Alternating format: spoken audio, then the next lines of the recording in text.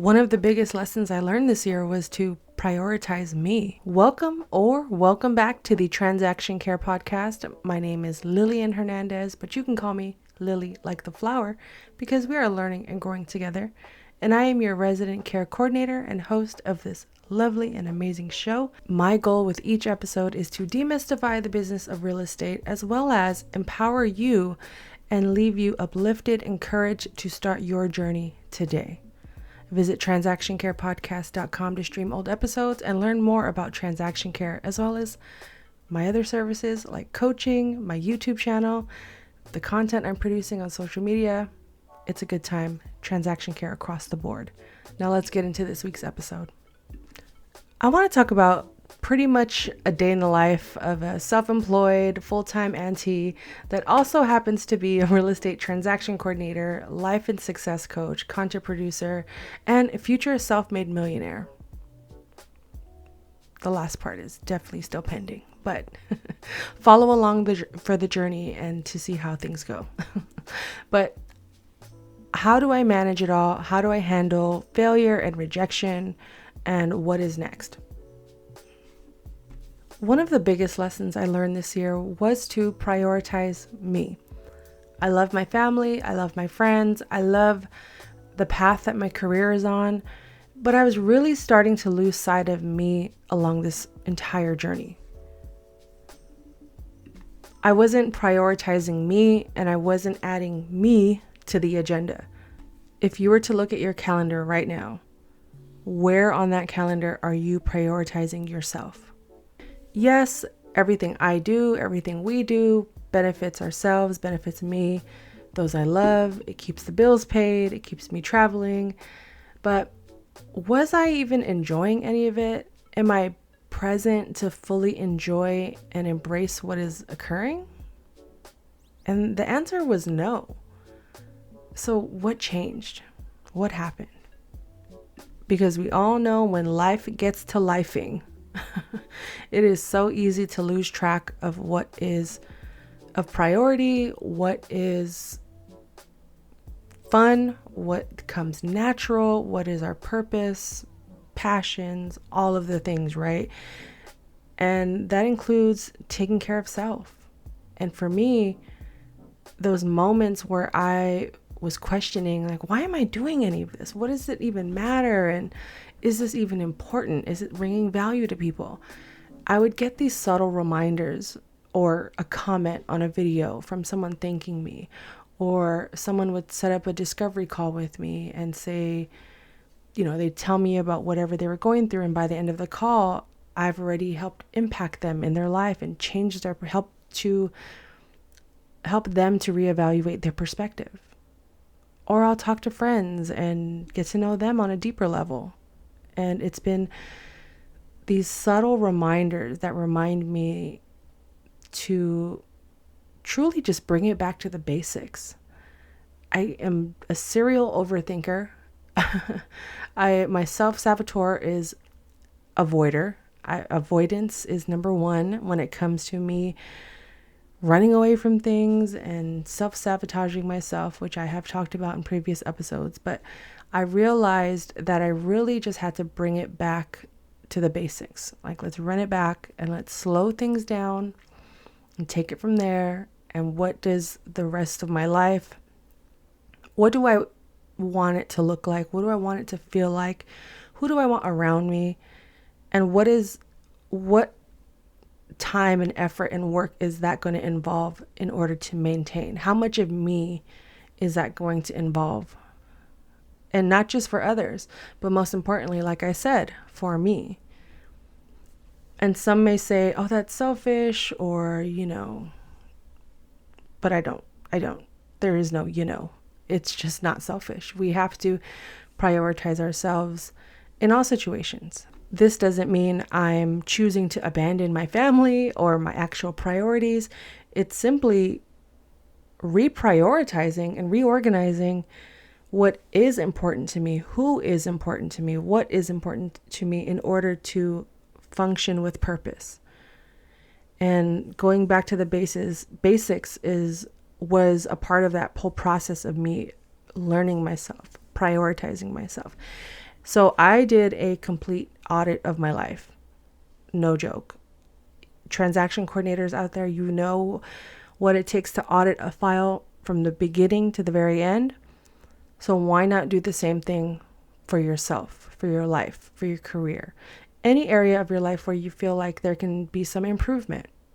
And for me, I needed to do just that. So I sat with myself and made a list of everyone and everything that matters, what I want and need to achieve, what I need to start, finish, and even let go of. Not every idea I had this year was a major win. To be honest, I endured a lot of failures, a lot of rejection, and I had to sit with that.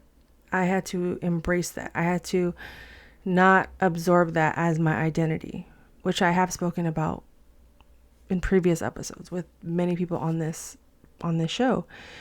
And mind you, this exercise was not like a 1-hour task. This is still an ongoing part of my self-work that I do on a daily basis, but the bulk of the work did occur at the top of this year.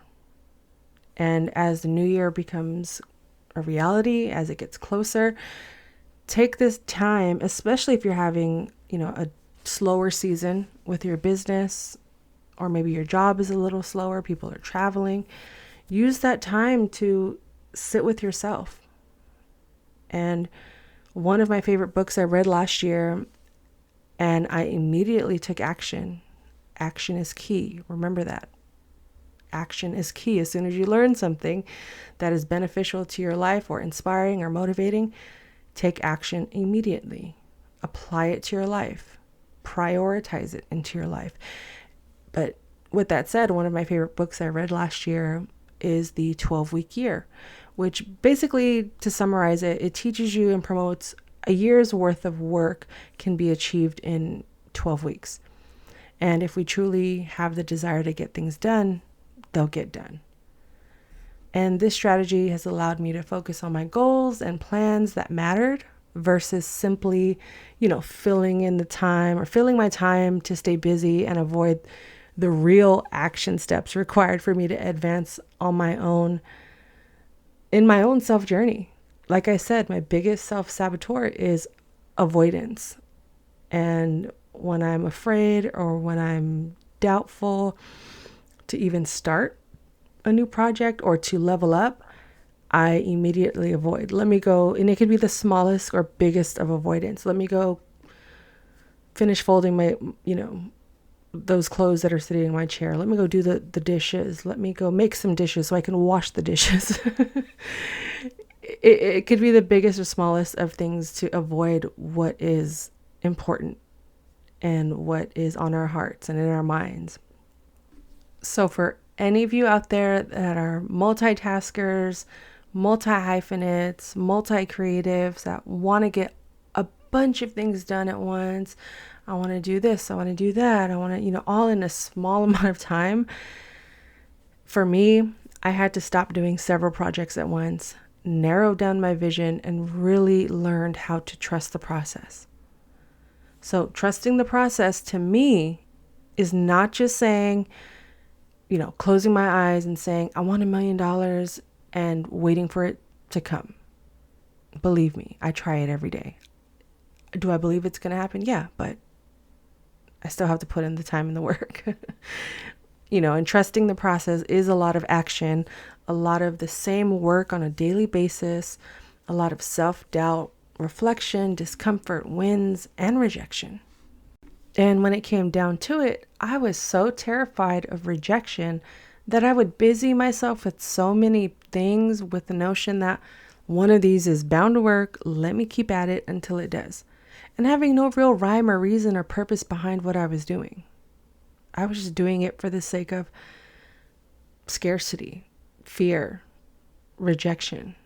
And truthfully, I was so terrified of only giving my time and energy to one project that if it didn't work out, I would start to question, who am I? I won't ever get that time back. I'm not good enough. I just wasted my time. Let me know if you feel that. Go check out episode 42, titled Imposter Syndrome, where I talk about the mindset of not feeling qualified to be in certain workspaces or attaining certain levels, reaching certain levels of your life, or just feeling inadequate. I talk about that because imposter syndrome is real. I think we've all experienced it. Some of us are currently experiencing it, but there is a way out of that. It's a lot of, like I said, self-reflection, reframing, reorganizing, clearing of sorts. And like I said, it was a matter of returning to the basics for me in terms of my day-to-day and truly auditing my life and what I want it to look like. Of course, it's not my plan, it's God's plan, but truly envisioning a future for myself and knowing that it's possible, believing that it's possible. So today, I consistently choose to fill my cup every single day before I, quote unquote, walk into those doors and rooms filled with noise, chaos, demands, etc. Right? We all know how it is. You check one email. I just got to check one quick email. Then that spirals into 2 to 10. Next thing you know, 8 hours have gone by and you've just been sitting at your desk all day and you haven't done anything that you said you were going to do for yourself. And for me, that includes taking care of my mind, my money, and my body. So I make the time for me. Let me say that again. I make the time for me. At minimum, twice a week, to sit for at least 1 hour, to pray, read, reflect, process, journal, meditate. And this allows me to have at least 1 hour of stillness for myself. And I talk about stillness a lot. Stillness is the move. I've said this before, I'm going to keep saying it. We tend to operate at such high levels, in such chaos. When are we giving ourselves time to process, to feel, to experience, and again, to enjoy what we're actually doing, not just today, but in general? So it comes down to what is important to you. For me, mind, money, body. So I make the time for me. I make the time to review my budgets. How can I reduce my expenses? How can I increase my income? How can I educate myself to feel more empowered with my financial choices? So when I can help others, I'm equipped. I'm ready. But that entails me working on me first. I also make time to play outside, which I've coined as code for working out. It's my way of making something boring and challenging actually fun. Like when we were kids and we used to go play outside all the time. And that brings me joy. Are we prioritizing joy into our lives? I walk, sometimes jog or run, play basketball, and enjoy the quiet mornings at the park. I don't press myself to be the fastest, the quickest, or even the fittest.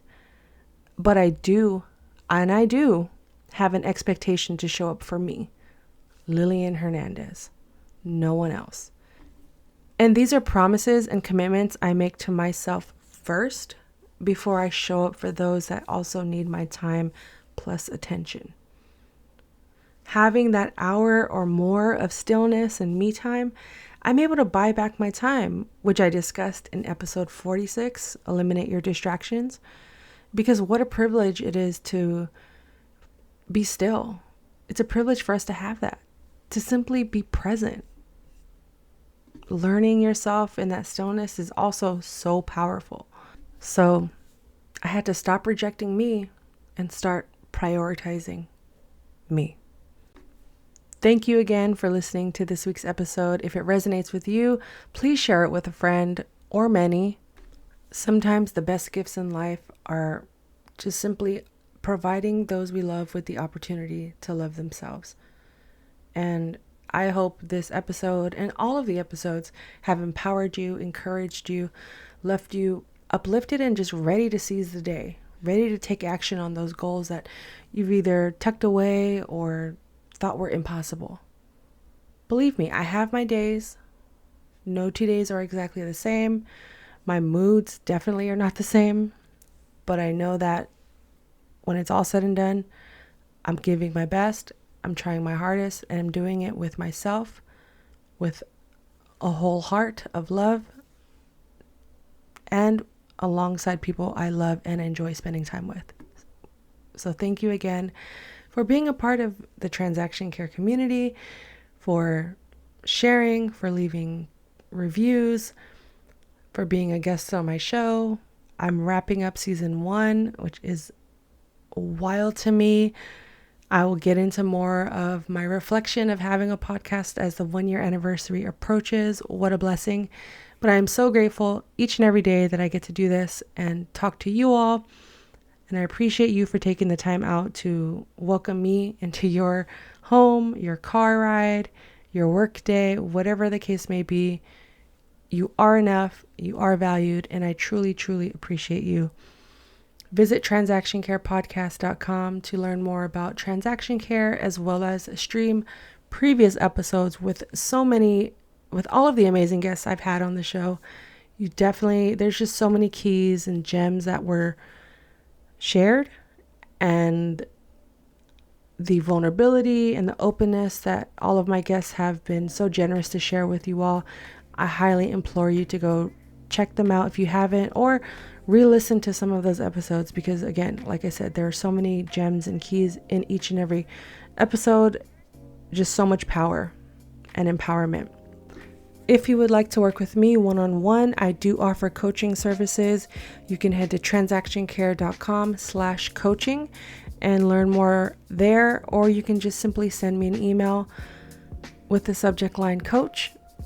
You can send it to tc@transactioncare.com, and boom, we can get started with a free discovery call and get you on the calendar for future sessions, because I want to encourage you more and help you find your way. I know how much coaching has benefited me personally in life and in career in my business, and there's nothing more that I would love to give you all is simply that opportunity for yourself.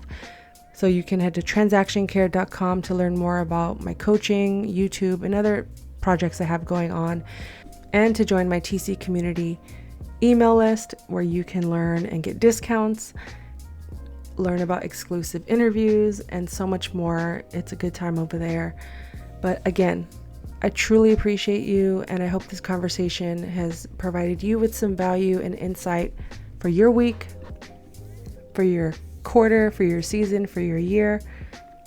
New episodes are released every Monday, unless I say otherwise. As I'm wrapping up season 1, I will be taking a little bit of a hiatus, but you can stream old episodes. Again, transactioncarepodcast.com. And until then, this has been another episode of the Transaction Care Podcast. My name is Lillian Hernandez, aka Lily like the flower, and I'm giving you the keys. There are no gatekeepers here.